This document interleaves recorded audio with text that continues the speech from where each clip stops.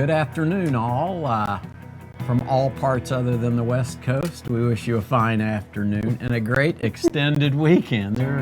I know a few of you are not yet to the noon time, but we are here in Oklahoma City, and we're thrilled all of you are with us. It's the Drill Down Show. Hope you caught GPS Tracking Academy, and now the Drill Down Show, today being on reports, will go in depth about that particular feature. Jordan actually gave you quite a quality preview in the first show, but now we're going to go deep. Remind you, it's a very interactive show. We'd love for you to play a part by chatting in.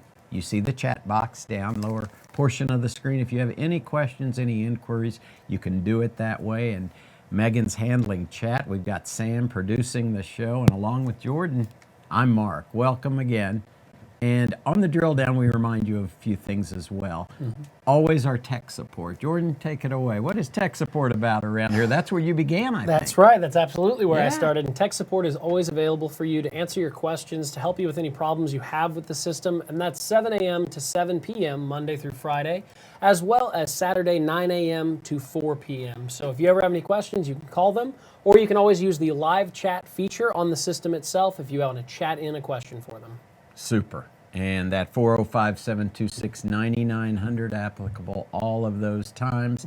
Remember, like us on Facebook, follow us on Twitter, another great way to keep up with the goings-on in the ever-changing world of U.S. fleet tracking and those surveys from GPS Tracking Academy. We love them. That tells us more what you want, not only from the show, but sometimes from the company. Without further ado, let's get to the Drill Down Show. And again, please don't hesitate to reach us with any inquiries you might have. Reports, we know they're integral. They let you know what's going on without your having to follow up on everything. You can generate whatever you want. One great thing about U.S. Fleet Tracking's reports is that you can contour them as personally and individually as you or your company's needs call for. So Jordan, a great asset to reports. They'll bring you all that information, but what else? Well, the great thing, so integral. Well, yeah, the great thing about reports is that when you run a report, it keeps all that information for you in a sheet that you can see quickly and you can get through the data on. Sometimes it's nice to be able to have all of the information for a particular vehicle or for your entire fleet. And you don't want to have to dig through data and look through individual devices. And sometimes it's just great to have all of that information on a simple report that you need. And there's so many different types of reports. Sometimes it's just about finding the right report for you. As we talk about with the whole system, please don't hesitate to get your hands dirty, dig in, as with, again, the entire U.S. fleet tracking system. Usually the best way to learn is to practically apply yourself to the project, or your administrators, your dispatch. You'll find out what first and foremost is your company or your personal life's needs, and then how to do it, and then you'll start maneuvering through and seeing what value adds are there and what you can pare down. So as Jordan said, those reports become even more streamlined and quick to get through. Absolutely, and we'll jump right into looking at some of these reports right away here. So the first thing you're going to want to do is you're going to want to go to Report System, and then you're going to want to check out this Prebuilt Reports drop-down menu. And the great thing about this is it has all of the different types of reports right there at your fingertips, so you can pick which one is best for you. Right, because a third of them may be never of any use to you. You don't have to worry about it. It can be as in-depth as you want. Absolutely. Sometimes you're not going to need to run speeding reports because maybe you don't have any of those alerts set up, or maybe you don't have geofences, and maybe this is a great reason to learn why you should have geofences and why you should be running your geofence activity reports. The basic report that most people use is called the standard report. And I'm going to bring that up for you right now. And what the standard report will do is that is going to cover the basic amount of information for a vehicle. And the great thing about this is the first thing you're going to want to do is you want to name your report so you know exactly what you're looking for. So we'll call this the Bravo report. All right. And then we're going to want to do, again, you have options here for groups. If you want to use that nameless group that we discussed in the previous show, and if you weren't there for that and you want to know what I mean by that, you can create groups in the system, which I'm sure you know, and you can utilize those groups to run reports. So if you've got 3 or 4 vehicles that you need to be using for a specific type of report, you can create a group for them, and then whenever you run these reports, instead of having to individually run reports for each device or running it for a bunch of your vehicles you don't want to use, you can use these group options to isolate those specific vehicles for the report. Perfect. Yes. Now you're going to go into, I assume, how to start the setup process. Absolutely. Which is very easy and can be as quick as you want. So maybe you don't want to use all your vehicles there and you're only looking for a specific vehicle. So what you do there is you're going to select that device and then you're going to create the time zone for you. Now this can be important because if you want to make sure all your times are lining up to your area, ours is going to default in Central Standard Time. Make sure that you're checked into the right time zone for you, because you don't want to be looking at these reports and say, Jacob was an hour late to work every day that I had to run this Geofence report, and it turns out you were actually on the wrong area and you'd set the time zone to East Coast time, and now all of a sudden he looks like a bad employee when in all actuality he's a great employee. And once you set that, it will not change until you change it yourself. You've got it. So you don't have to worry about it being cumbersome in the setup. One time you're out. Exactly. So you're going to want to set your time zone there to make sure you're getting accurate information. And then you're going to want to run the start date and time. Now the great thing about this is allows more flexibility. So maybe you only want to worry about what the vehicle was doing 9 to 5 during those working hours or 8 to 5. So you can set that specific start time to whatever works best for you, as well as that date going all the way back to 90 previous days. And that can be huge, and I'll get into that here in just a minute. But you do have access to that old history data. So this isn't something you have to run, oh, it's a week, I've got to hurry up and get it before I lose that data. We hold it for up to 90 days, so this is something you can utilize when you need to look at something from a long time ago or from just yesterday. Because we don't need, inevitably, we don't know what our needs will be a given day, a given week. As with our entire system, you want to be able to make decisions on the fly. This allows for it in that way, where reports are concerned. Absolutely. And you're also going to be able to take a look at your end time and date, which is exactly like your start time, but it's how long you want it to run to. So that'll be your end date here and your end time. So we're going to have it set right now at 12 a.m. running to 11:59, which is the full 24-hour day. Now you can run this report online. If you don't think there's going to be a whole lot of data with it, then it's safe to do that. Or you can request download if you think it'll take a little bit longer for you to get all the information. Typically that can be useful when you're talking about running it for a fleet of vehicles, or maybe more than one vehicle if you're doing a group situation. So that's where that request download can really come in handy. So for example, for this Bravo report that we're going to be running here, we're going to go ahead and view it online. And as you can see, it is building the report for us right now. Now we're getting a lot of data because this vehicle has been updating a lot. So now it's going to show us the entries. And here you're going to see that we've got device name, time, miles per hour, heading. And if you notice right away, you're going to see that these updates are 30 minutes.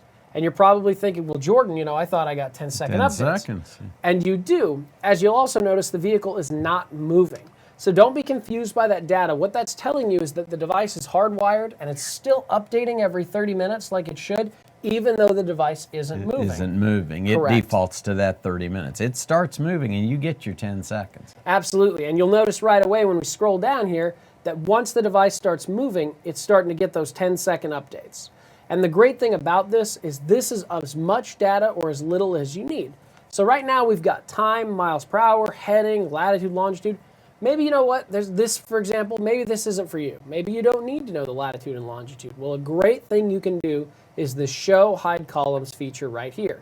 So if you want to remove the latitude and the longitude, all you have to do is uncheck those boxes, and now it'll get removed from this report. So if you go to print this report, or if you go to save it, that data has already been removed, so you don't need to worry about it. Heck, maybe you don't even need to worry about heading. Maybe the only information you're really needing is the time, the miles per hour, and the location with the device name. You can contour it completely to your needs. Absolutely. That's what's wonderful about it. And if you decide, oh, I didn't mean to check that one, you can check it again, and it comes right back. So the information's not lost. It's just moved out of the way. That way you only have to see and deal with what you're looking for. And that's a great feature when it comes to handing the keys to someone else. You may not have to explain the entirety of the whole process. Again, you've already contoured it to what they need, and it makes it a whole lot easier process for them to jump aboard. Absolutely. And this is just one report that allows you to do this. All of these different reports have different hide and show columns and things like that.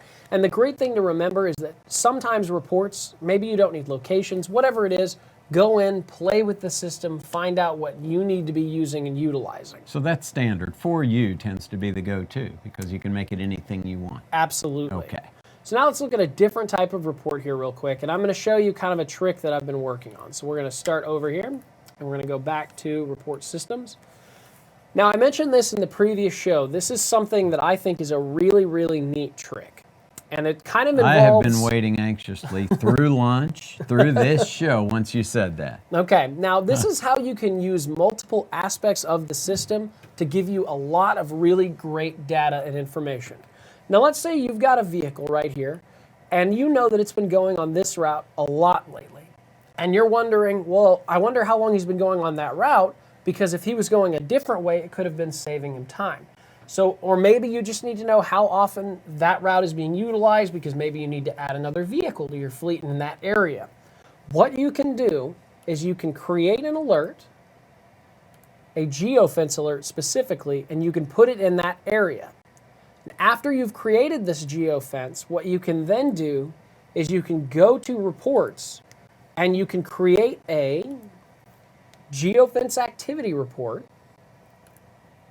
and you can look back again utilizing that previous 90-day history. Now, even though the geofence was created today, because of the way the data in our system works, you can see activity for a new fence all the way up to 90 days prior. And this has been a game changer for a lot of businesses that didn't know that they had this capability. So they don't have to wait and then analyze trends that the business has. We see an important possible trend. We go back and see if indeed that's the case. Absolutely. So if you have a hunch that maybe something is going on, or maybe you need to be watching closer in a specific area, you can create this geofence, go back and look at the previous history. For example, this is the best example I can remember of utilizing this little trick. We had a police officer that had a device on a suspect's vehicle for local law enforcement. And the issue was they thought that the device was going to this one location over and over again. Well, they had the location wrong. And they needed to know how often it was going in and out of that area. So they thought they were going to have to go to historical playback and watch that device every day for the 90 previous days.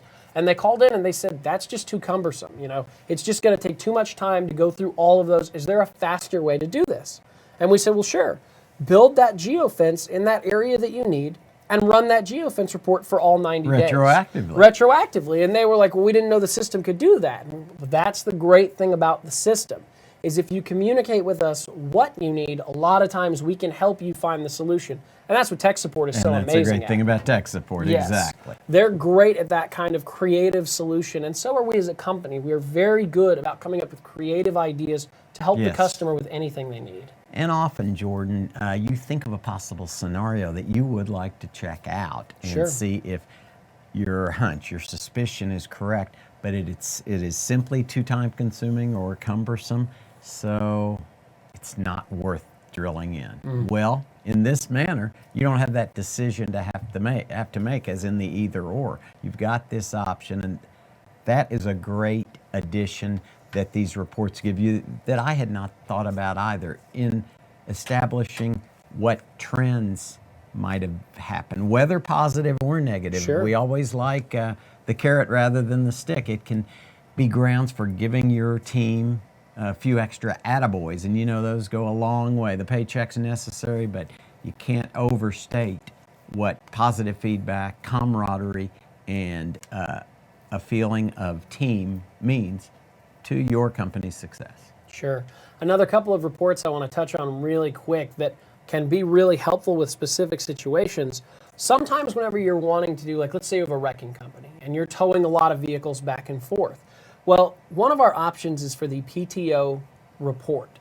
What this allows you to do is if you have a hardwired device and you set up your PTO sensor, every time that gets lowered and they pick up a vehicle, or every time they're, towing away a vehicle, you can have it trigger that PTO sensor. Well, what you can do then is you can look at your data, and then at the end of a month, you can say, I want to run a PTO summary report for the entire month of August. okay? And that'll bring up every time that PTO was triggered. Well, the great thing about that is it's a wonderful way for your accounting department to quickly go over and double check how many jobs someone had for that month. That activation of the towing mechanism maybe happen 80 times. Exactly. Do we have 80 billings? Exactly. Do we have 82? Are we overbilling? Do we have 71? Are we underbilling? This is something that accountants can think of. And it's kind of interesting because as a fleet manager, I wouldn't think to do something like that necessarily. Right. I'm more worried about fuel costs. I'm more worried about efficiency. But that's something that can really help a whole other department and speeding up the process and saving money for your company. Another great example of you don't only make money when money comes in. You make money when you save money. Just that simple, tying up those processes, and then it becomes, the system is another fluid employee working for you. Sometimes seems like more than that, and in this way, Jordan's analogy just now, it shows you how it can be that. So we can't overemphasize enough to play with it, because tech support is for when you have a question that don't be afraid of it. What if I get somewhere and I don't know where to go from there, or how I even got here? You can always back out of the system. You can always make the call or chat in or email in. Another great report that you can use just to kind of check up on things and kind of stick with what you're doing. We had another example where we had a plumbing company, and they were doing a pretty huge job, and they had 3 vans that were going in and out of this same area. Well, they got complaints that their vans were speeding through a school zone. And they kept saying, well, no, we've been monitoring our vans, and we know exactly how fast we're going through those zones. So they called in and they said, we're getting all these complaints. If they try to take us to court, or if there's another issue, do you guys have any data that can help us with that? And we said, well, sure, what we could do is we could set up another geofence, run a report for activity, and see your miles per hour exactly through that school zone. And we can look back 30 days, 45 days, and they're like, okay, well, we're just worried about one day in particular. Like, that's easy. Oh, yeah. We can just quickly get that information to you, and then you know exactly, and you can look at your vehicles and say, how fast were they going in that area that we've created? And at exactly what time, in case that's something that the complaint generated. Absolutely. The actual time. You can go in a matter of moments to the historical playback, the report, generate a report for that 1 minute time frame. Absolutely. Literally. Because maybe that you're only concerned about that for that 45 minutes where that area is a 25 mile an hour zone instead of a 40 mile an hour zone. And that information can be invaluable. It can help defend the integrity of your company, which is always very important. Pinnacle of importance. Historical playback will do a lot of this back checking, but those reports, like Jordan's, the master report, Right. can get you any of that in a much more Concise. concise and even a deeper fashion. Absolutely. Okay. So a big thing about reports to remember, because I've actually asked tech support before we did this, what are some quick complaints you get, or what are some issues people run into when they run reports? And I said, okay, I'll go ahead and ask and, kind of find out that information. Sure. The number one issue that they have when people build reports is they accidentally mess with that time zone issue that we talked about earlier.